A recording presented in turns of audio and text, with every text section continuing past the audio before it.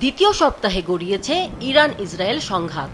পাল্টাপাল্টি হামলার মধ্যেই শুক্রবার ইসরায়েলের দক্ষিণাঞ্চলীয় শহর বীরশেবায় সরাসরি আঘাত হেনেছে ইরানের ক্ষেপণাস্ত্র। এ ঘটনায় বেশ কয়েকজন আহত হয়েছেন।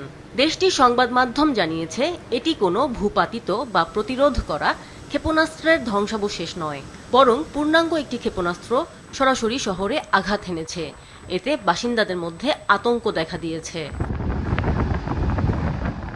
ইরান ও ইসরায়েলের মধ্যে চলমান সংঘাতে যুক্তরাষ্ট্র যুক্ত হবে কিনা এ বিষয়ে 2 সপ্তাহের মধ্যে সিদ্ধান্ত নেবেন যুক্তরাষ্ট্রের প্রেসিডেন্ট ডোনাল্ড ট্রাম্প। হোয়াইট হাউসের পক্ষ থেকে এ তথ্য জানানো হয়েছে।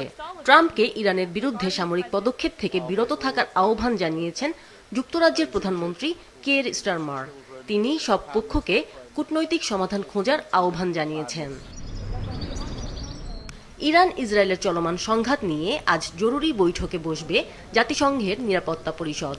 এছাড়া আজ সুইজারল্যান্ডের রাজধানী জেনেভায় ইরানের পরমাণু প্রকল্প এবং ইসরায়েলের সঙ্গে চলমান সংঘাত নিয়ে ফ্রান্স, জার্মানি, ব্রিটেনের পররাষ্ট্র মন্ত্রীদের সঙ্গে বৈঠকে বসছেন ইরানের পররাষ্ট্রমন্ত্রী আব্বাস আরাকচি।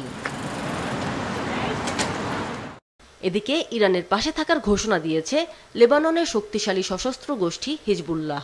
এক বৈঠকে ইরানকে কখনোই পারমাণবিক অস্ত্র অর্জন করতে দেয়া হবে না বলে একমত হয়েছেন যুক্তরাষ্ট্র এবং যুক্তরাজ্যের পররাষ্ট্রমন্ত্রীরা।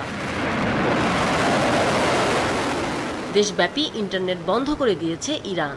এ পরিস্থিতিকে দেশের ইতিহাসে সবচেয়ে খারাপ সময় হিসেবে বর্ণনা করা হচ্ছে। আমিনা লুসি, মাছরাঙা নিউজ ডেস্ক।